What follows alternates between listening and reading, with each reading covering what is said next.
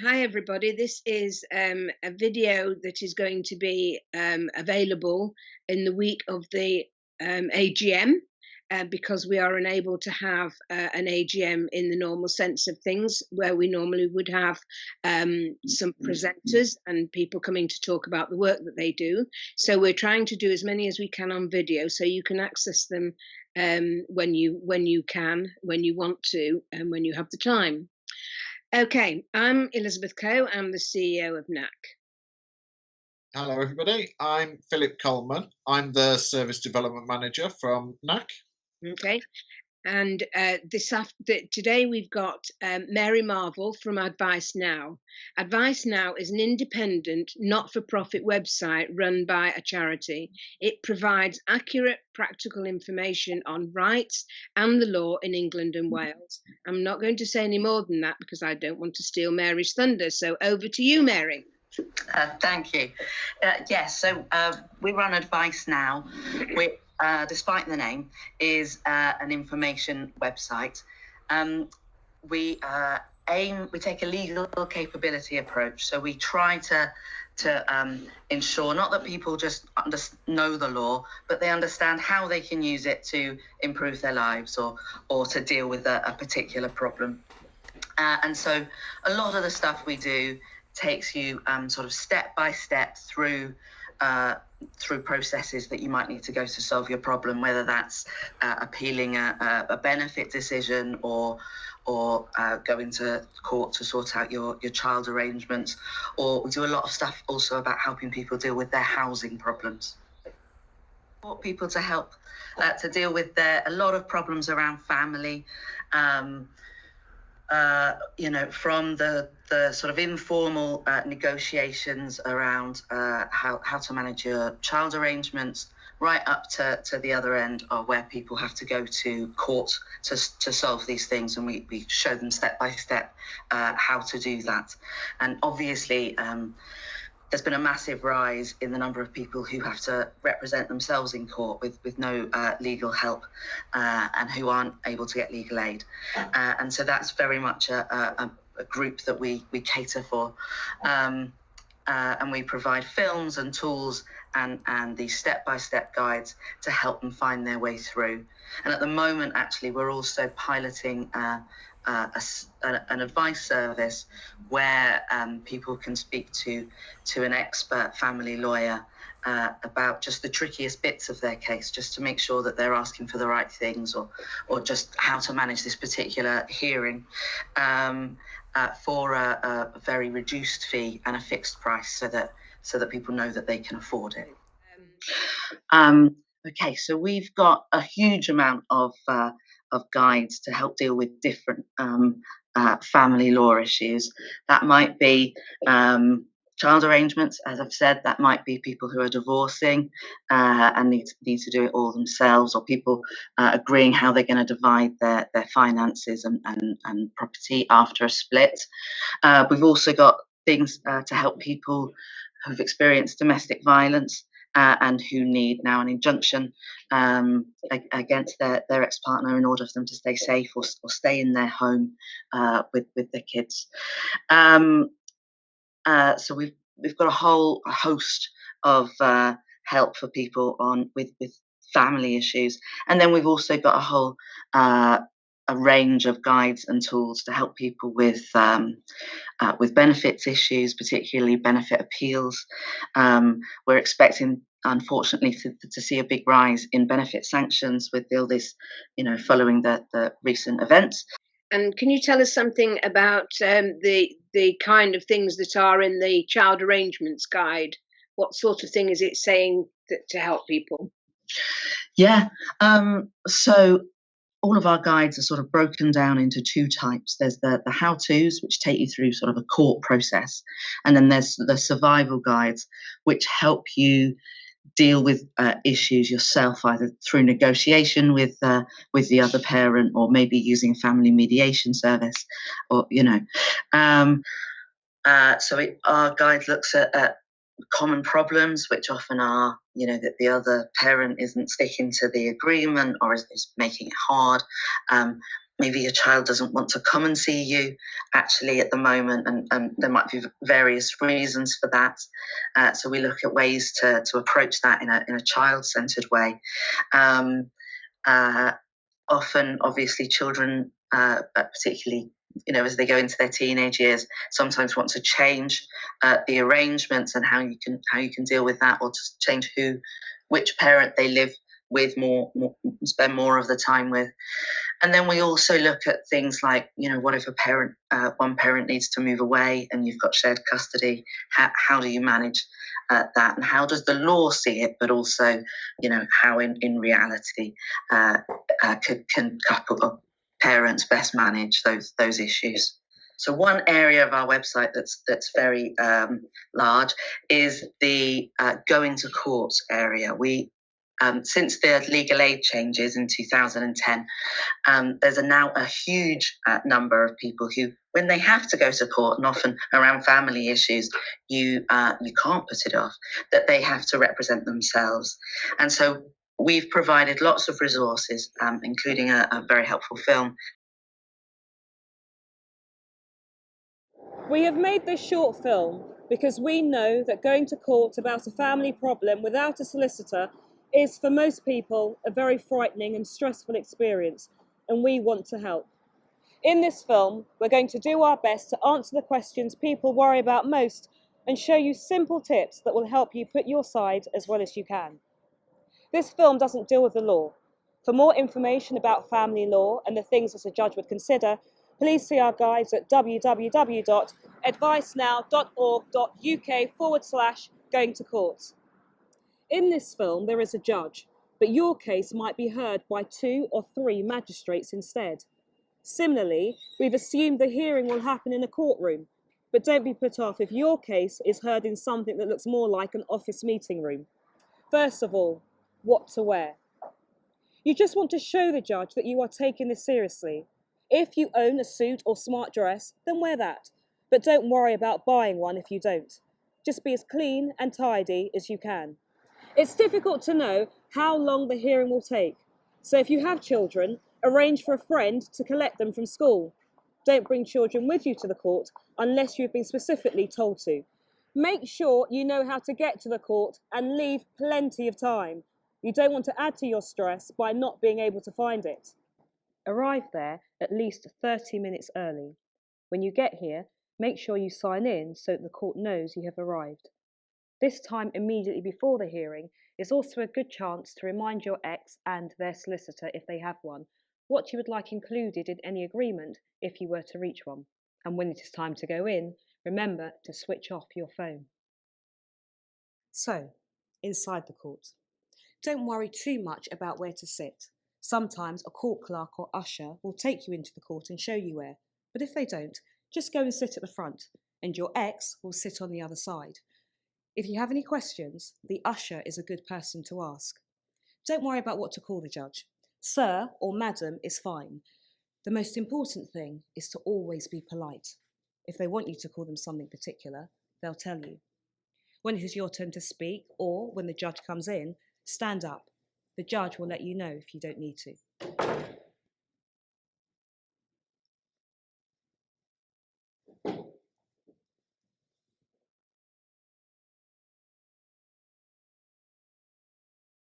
Preparing well is really important. It will enable you to explain yourself better and help stop you from getting too flustered or emotional.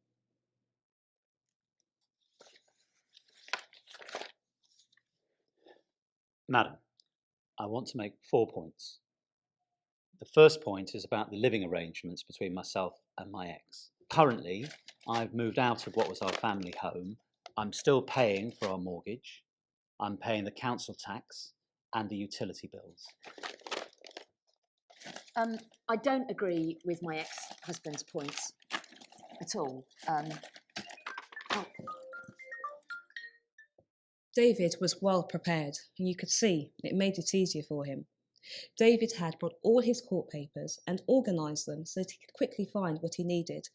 He had prepared a list of points he wanted to make and had put them in order. He'd obviously practiced what he wanted to say, and he brought paper and pens so that he could make a note of anything important. It's a bit of an exaggeration, But as you could see, Sandra was less well prepared, and it made it a more stressful experience for her. It made it harder for her to put forward her case well, and she risked irritating the judge. Sandra hadn't brought all her court papers, hadn't prepared what she wanted to say. She hadn't brought anything to make notes with, and she'd forgotten to switch off her phone. Okay, let's carry on watching.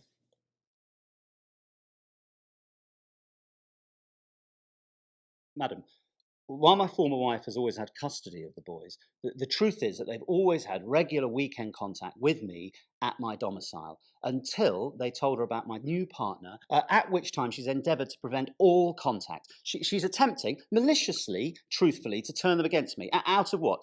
Jealousy and petty bitterness. And she's engaging in subterfuge and other things. And that's why I'm here. Madam, that's not true. I have never wanted to stop him from seeing the boys. In fact, both boys got on really well with his last girlfriend and were very upset when they could no longer see her after the relationship ended. Joe, in particular, was really angry with his dad. Well, that's a lie. You're just making stuff up now. He was playing it up to you, and that's the truth of the matter. The way he was at school had nothing to do with what was happening with me and my relationship, and everything to do with what went on with you at home in the week. For a few weeks, he was regularly in trouble at school, which is explained in this letter from the school. And when, a few weeks later, David introduced them, This time, Sandra did really well. She was polite and calm throughout. She spoke clearly and slowly and watched to see if the judge had finished making notes before she made her next point. When she disagreed about something, she didn't interrupt, but politely raised her hand so that the judge could see that she had something to say. When she did say what she disagreed with, she said it to the judge rather than to her ex directly. David was less effective. He talked in long sentences and tried to speak like a lawyer of the TV when plain English would do better. He spoke fast, which is easy to do when you're nervous, but it was too fast for the judge who was making notes to keep up with. He got angry and criticised Sandra. He interrupted Sandra and tried to argue with her rather than talk to the judge. So, Mr. Wells, have you made efforts to maintain indirect contact? I'm sorry, could you say that again? I don't really understand. For example, have you phoned or written to them? Yes, we've been texting. Miss Tundall, your concern is that it's too early in the relationship for Ryan and Joe to meet with Miss McKenna? well, it is too soon, isn't it? What's he going to do? Introduce them to every woman he ever meets? And she's so young. It's confusing. She's more their age than she is his.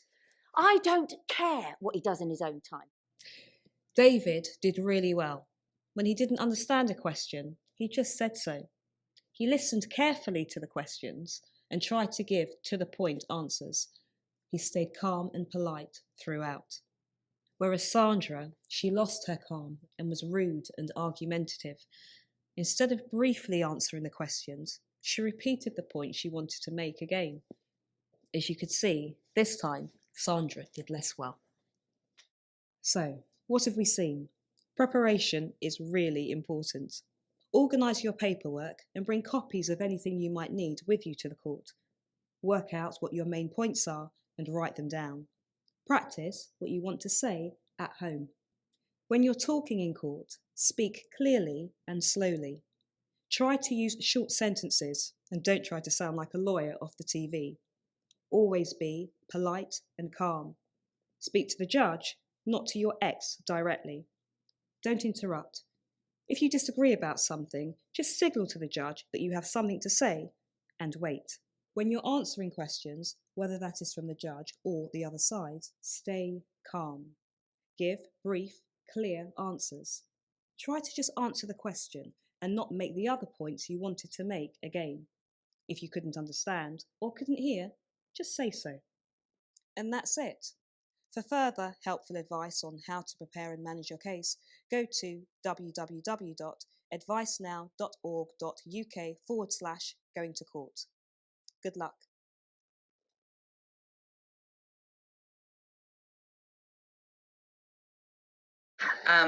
We're also just sort of piloting a new service where people with family law cases that often are going to court, whether that's about children or money and property, where you can access expert advice from a lawyer on our panel, who can just help you with just those trickiest bits, and for a reduced fixed fee. So where it might cost hundreds of pounds, that even £1,000 to see a solicitor in a more traditional way. Our service allows you to see an expert solicitor that's going to just help you with those trickiest bits, just on those most thorniest questions, for usually £120, which is fantastically reduced, but also what you're paying in advance, so there's no going to be horrible surprises coming in at any point in the future. Is that online support, Mary, or over the phone or face to face? How does that work? You can access appointments however you'd like, although most people at the moment obviously are doing it video chat like Sure. this. And if somebody wanted to refer themselves into that service, how would they do that? If you go to our website and go to that Help to Deal with Family Problems page, you'll see there's an article there about how to access that advice. And also, it's through using, for example, our guide to applying for a child arrangements order. And as you go through that, you see just in the most difficult bits, there's a little call out saying, do you need more help with this? And then you can go through and select our solicitor and see exactly what you'll get for what advice you'd get for your money. So it's going to be worth it. Okay. On the Advice Now website, Mary, you have a section devoted to coronavirus. This has been a very difficult time for families using contact centres. We are wondering if you have noticed any themes or challenges that are exacerbated by coronavirus, and whether you might have any top tips for families in terms of navigating these. Yes, I mean, it has been a very challenging time, hasn't it, for many families. We've seen a rise in people needing help with issues around child arrangements, and with domestic abuse issues as well. We've got a really helpful film on our site that if you've got to relook at your housing situation following domestic abuse, it shows you who can help and how you access that, and then also provides some additional help for those people that can't get any help for one reason or another. Around child arrangements, I think that's been very, very difficult, hasn't it? Because people haven't been able to access the support that they would often. And of course, there's been this additional stress in that many people have been supposed to be continuing working while not being able to have their parents or their other relatives help with things like childcare. We have seen a massive rise in the number of people that are claiming universal credit, often for the first time, and a lot of these sort of newly benefit claimants won't know the difficulties about, for example, how to avoid benefit sanctions, which is really key, and is going to be a massive problem as we think coming up. The key thing there is that if you are claiming universal credit, the agreement that you make over what jobs that you'll look for and when you'll be available for work does need to be continually updated as your circumstances change, because that is unfortunately how many people get benefit sanctions, and often these are applied incredibly unfairly. So I would highly recommend, if you're on benefits and you don't know how to avoid everything at all already, go to Advice Now and look at our How to Avoid a Benefit Sanctions guide, and that'll also tell you what to do if you are suddenly sanctioned and you have no money. Okay. The second question is, what is the difference between Law for Life and Advice Now? If a family would benefit from the type of guide you have been discussing today, which website do you think would best meet their needs? Yes, this is confusing. Law for Life is the name of the charity that runs Advice Now, but through a sort of strange quirk of fate, Advice Now pre-existed Law for Life. We used to be part of Advice Services Alliance, and so when families need help, like guides or advice as to how to get advice or to get to a solicitor, that's Advice Now. Law for Life sort of talks you through our policy and the things that we're trying to do to change the world, to make it a fairer place. But it's not the website for families who need help now. Okay, thank you. Law for Life have a range of training opportunities on their website. These look like they could be great for people working or volunteering in child contact centres. We wondered whether you might like to tell us a little more about these and how to access them and what costs might be associated with it. Yes, we do a lot of work with often volunteers or trusted intermediaries who help people deal with legal problems but have no legal training, who just come across people that have often the same sorts of issues. We work with, when people want that training, we then work with them to work out exactly what they want that to cover and how we can do that for them at a price that they can afford. So that's sort of all up for negotiation. We do a lot at the moment on how to support people to deal with those common housing problems, which unfortunately I suspect are only going to get worse in the coming year or two.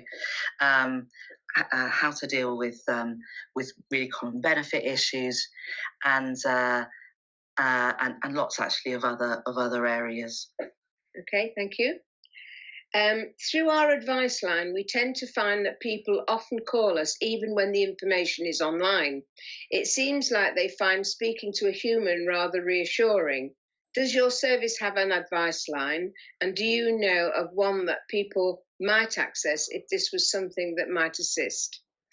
Yeah, unfortunately, we aren't able to have a helpline, and we do recognise that's what people like, and often people want to have it confirmed that this is the right bit of information for them. Unfortunately, we're not able to help with that, but we do have a help directory accessible from the bottom of every page on Advice Now, which does tell you who will provide advice for free on or whatever issue it is that you're concerned with. And we've got, I think, sort of 30 different sections from everything, very diverse issues that you might have a problem with. So yeah, check out our help directory. It'll tell you who can. Okay, thank you, Mary. Do you have promotional material that contact centres could display? Maybe something that lets people know who you are, what to do, and how to access the website? Yes, we do have postcards that we could provide to contact centres. We also have little sort of promotional videos that we could supply to put on your website or anything else that might be useful. Right. So how would they get to the postcards and the videos? Easiest thing is to email me at mary.marvel@lawforlife.org.uk. Thank you. We'll put Mary's contact details into the description so that you can get those later on. And also, just for your own reference, we've got some details from Mary that we're going to be sharing through NAC's social media. So if you'd like to know more about Mary and her organisation, do check out our social media and you'll find some of that there. Okay, and the last question is, Advice Now is an incredibly valuable service. We're wondering how it is funded. That's a very good question.